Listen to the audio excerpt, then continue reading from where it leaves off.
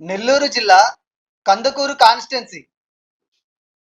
ఇక్కడ 2014లో వైసీపీ నుంచి పోతుల రామారావు గారు, టీడీపీ అభ్యర్థి అయిన దివి శివరాం గారి మీద పోటీ చేసి 3806 ఓట్ల మెజారిటీతో గెలవడం జరిగింది. ఫైనల్ గా ఇక్కడ ఈ సీట్ ని వైఎస్ఆర్సీపీ కైవసం చేసుకోవడం జరిగింది. ఇక 2019లో కనుక మనం ఒకసారి ఇలానే చూసుకున్నట్లయితే ఇక్కడ వైఎస్ఆర్సీపీ నుంచి ఈసారి మానుగుంట మహేదర్ రెడ్డి గారు, జనసేన పార్టీ అభ్యర్థి అయిన పులి మల్లికార్జున గారి మీద ఈసారి టీడీపీ పార్టీ అభ్యర్థి అయిన పోతుల రామారావు గారి మీద పోటీ చేసి ఫైనల్ గా టీడీపీ మీద 14,936 ఓట్ల మెజారిటీతో ఈసారి కూడా ఈ సీట్ ని వైఎస్ఆర్సీపీ గెలుచుకోవడం జరిగింది.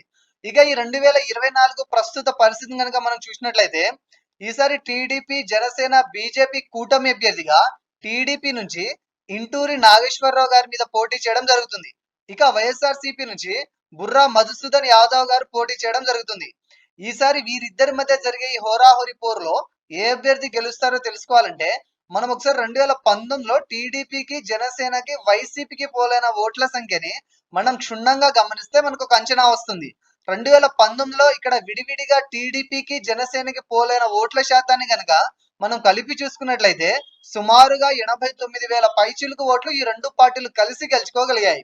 ఇక్కడ వైసీపీకి లక్షకు పైచిలుకు ఓట్లు రావడం జరిగింది. అంటే 2019లో టీడీపీ, జనసేన కలిసి పోటీ చేసి ఉండినా కూడా ఇక్కడ వైఎస్ఆర్సీపీ అభ్యర్థినే 12,000 ఓట్ల మెజారిటీతో ఖచ్చితంగా గెలిచి ఉండేవారని తెలుస్తుంది.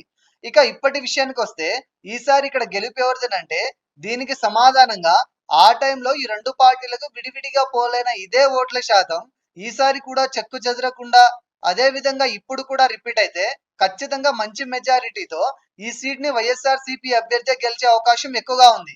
కానీ ఇక్కడ పోటీ చేసేది నూతన అభ్యర్థి కావడం వల్ల ఇక్కడ ఫలితం క్లీన్ కాంటెస్ట్ గా మారబోతుందని తెలుస్తుంది. కానీ ఇక్కడ కొంత ఎడ్జ్ మాత్రం వైఎస్ఆర్సీపీకే ఉందని తెలుస్తుంది. కానీ ఈ గెలుపు అనేది కొత్తగా ఈసారి పోల్ అవ్వబోయే యువత ఓట్ల మీద కూడా ఆధారపడి ఉంటుంది. మారిన సమీకరణాలను బట్టి యువత ఎటువైపు మొగ్గు చూపితే ఆ పార్టీనే ఈ నియోజకవర్గాన్ని కూడా కైవసం చేసుకునే అవకాశం ఉంది.